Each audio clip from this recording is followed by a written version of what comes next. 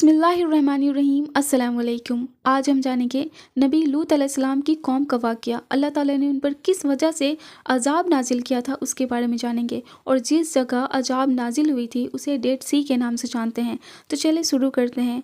तो brother and sister, अल्लाह ताला ने इंसानों को और जानवरों को जोड़े में पैदा किया, जैसे नर और मादा इंसान में मर्द और औरत बनाए, ताकि वो दोनों एक दूसरे को जायज़ तरीके से खुशी दे सके। लूत अलैहिस्सलाम इब्राहीम अलैहिस्सलाम के ज़माने के नबी थे।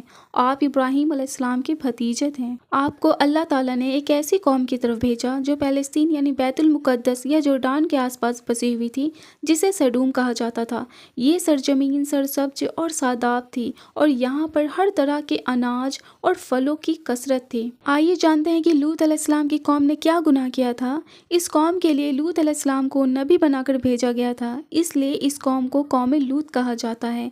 इस कौम में उस वक्त ऐसी बुराई पाई जाती थी जो उनसे पहले दुनिया की किसी भी कौम में नहीं पाई गई। उस कौम के मर्द अपनी नफ्सियाती जिस्मानी ख्वाहिश को पूरी करने के लिए मर्द मर्द के पास जाते थे, जिसे होमोसेक्सुअलिटी कहते हैं। और ये बेहयाई और बुराई इतनी आम हो गई थी कि वो अपने इस बुरे काम को बुरा नहीं समझते थे, बल्कि उस पर फख्र किया करते थे। रिवायतों में आता है कि इस बेहयाई के काम की शुरुआत शैतान ने की। वो एक खूबसूरत नौजवान बनकर आया, अपने साथ वहाँ के मर्द को बुरे काम करने के लिए बहकाया, और इस तरह कौम लूत में ये बुराई पैदा हो गई। वो लोग औरत को छोड़कर मर्दों से अपनी हवस पूरी करने लगे। रोए ज़मीन पर यह बुरा काम लूत अलैहिस्सलाम की कौम से शुरू हुआ था, इसलिए आज भी इस बुरे काम को लवातात यानी होमोसेक्सुअलिटी के नाम से जाना जाता है। आइए जानते हैं कि किस तरह हज़रत लूत अलैहिस्सलाम ने अपनी कौम को इस्लाह की दावत दी। लूत अलैहिस्सलाम ने अपनी कौम को इस्लाह की बहुत कोशिश की।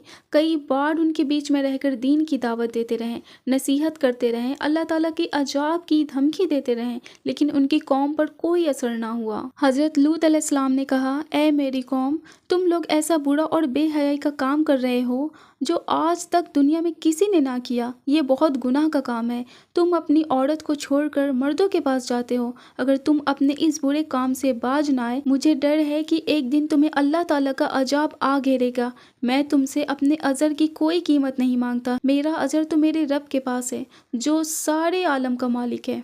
इस पर उनकी कौम के जो दौलतमंद बिगड़ैल और अमीर सरदार थे, उन्होंने कहा, हमें नसीहत मत करो, बड़े पाक साफ बनते हो। अगर तुमने नसीहत देना बंद नहीं किया तो हम तुम्हें शहर से बाहर निकाल देंगे। हज़रत लूत अलैहिस्सलाम की नसीहत का जब उनकी कौम पर असर ना हुआ, सिवाय थोड़े से लोग के जो ईमान लाए, तो लूत अलैहिस्सलाम ने अल्लाह ताला की बारगाह में दुआ की, ऐ मेरे रब, मैं अपनी कौम में दिन रात तबलीग की और उन्हें हर तरीके से अजाब से डराया, लेकिन वो अपने कुफ्र में और आगे बढ़ गए। ऐ मेरे रब, अब ये ईमान नहीं लाने वाले, अब इनका फैसला तू ही कर। आइए जानते हैं कि कौम की अजाब के लिए अल्लाह ताला ने फरिश्ते भेजे। अल्लाह ताला ने कौम लूत को अजाब देने के लिए 2 फरिश्ते भेजे। दोनों फरिश्ते जब नाजिल हुए तो पहले इब्राहीम अलैहिस्सलाम के पास पहुँचे। फिर फरिश्ते शाम होने से पहले लूत अलैहिस्सलाम के पास 2 कमसीन खूबसूरत नौजवान की शक्ल में पहुँचे। वो उनके यहाँ मेहमान बनकर आए। लूत अलैहिस्सलाम को अपनी कौम के लोगों की खबासत का पता था, इसलिए जब उन्होंने अपनी कमसीन खूबसूरत नौजवान मेहमानों को देखा तो गमगीन हो गए और दिल ही दिल में कुढ़ने लगे और कहने लगे, आज का दिन बड़ी मुसीबत का दिन है। उन्हें उनकी फिक्र लाहक हुई कि कहीं उनके कौम के लोग उनके मेहमानों के साथ कोई बुरा काम न करें, इसलिए वो जल्दी से अपने मेहमानों को अपने घर के अंदर ले गए। लेकिन उनकी बीवी दौड़ती हुई गई और अपने कौम के बिगड़ैल अमीर सरदारों और बदकारों को अपने घर में आए हुए मेहमानों की खबर दे दी। कौम के बदकार लोग लूत अलैहिस्सलाम के घर आ पहुँचे और लूत अलैहिस्सलाम से कहा, उन लड़कों को हमारे हवाले कर दो।